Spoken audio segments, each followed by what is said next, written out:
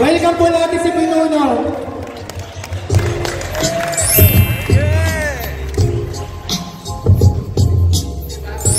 Dapat tatanawin natin kung saan tayo nagmula.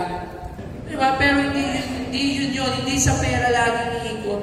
Oo, kailangan natin ng pera. Kahit ako buka akong pera. Pero lalagyan pa rin natin ng puso. Maraming salamat. Geng!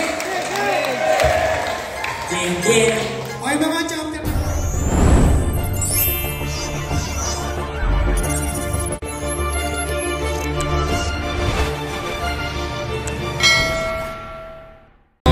Huwag na tayo magkalaw lahat dahil lahat naman tayo ha. Pila lang tayo. Always staggered lang. Sa tingin lagi namin ginagawa. Tsaka huwag kayong pumusok sa likod ng motor. Dito luminis kayo ng konti.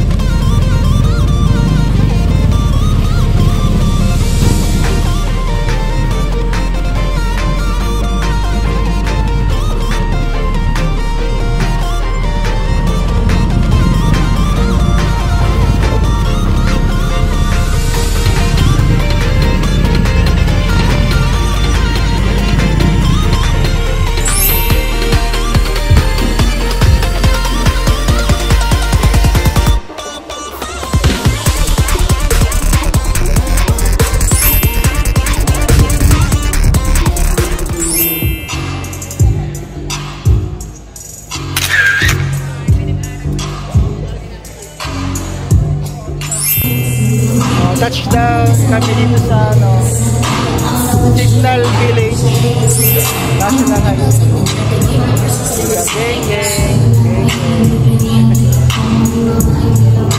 Bali, ito yung inauguration ng Taguig, Parañaque at may isa pa eh.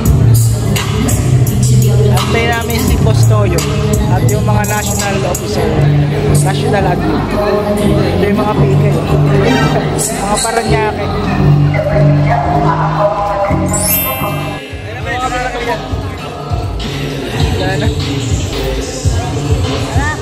Yes, napilit na lang pero kailangan.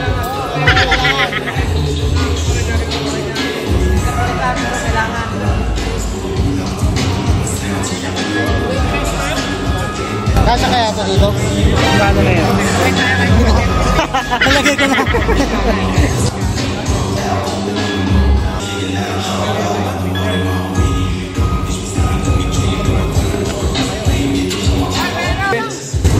Pwede na yan. Ang tawid gutom. Salot sa Taguig chapter. Pwede na to. Ang tawid gutom.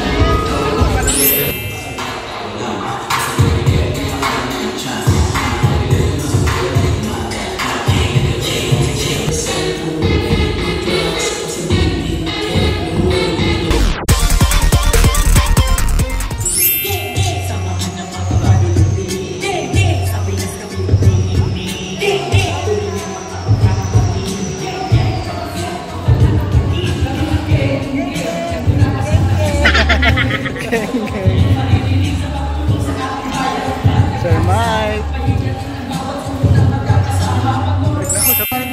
Ng gobyerno tulad ng yung PCSO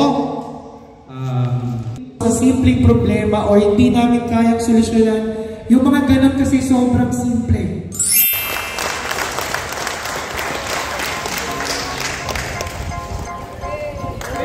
Welcome po natin si Pinuno.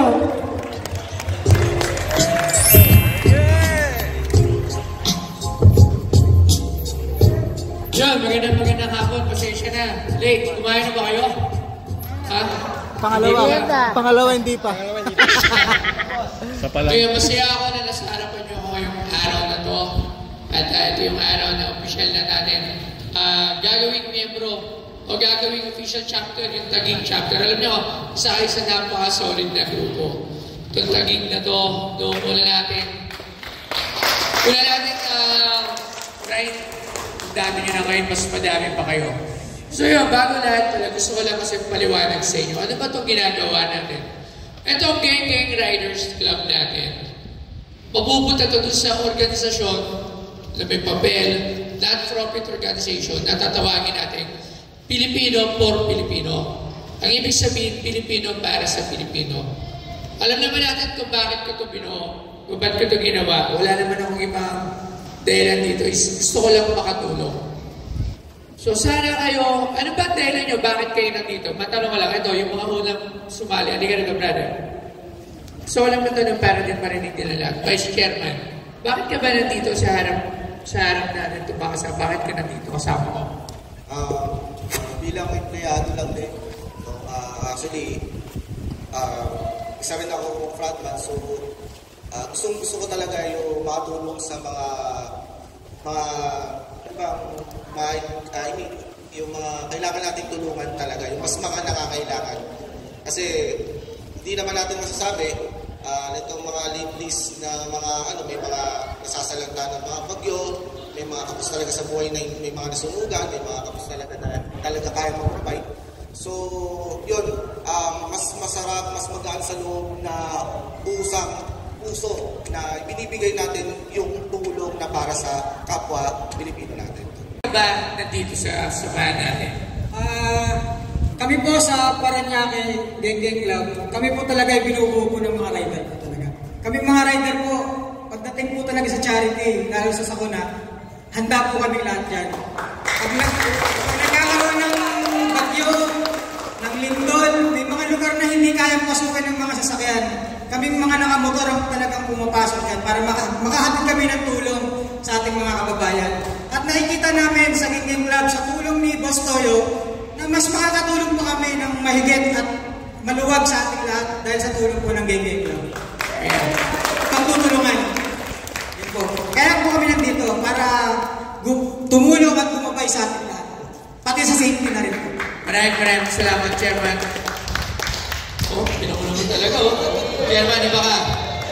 So yan, mabalik tayo sa sinasabi ko kanina na nung dati, wala talagang direksyon ng buhay. Nung wala ka rin tuntunin ng aking buhay, alam niyo naman na walang nangyayari.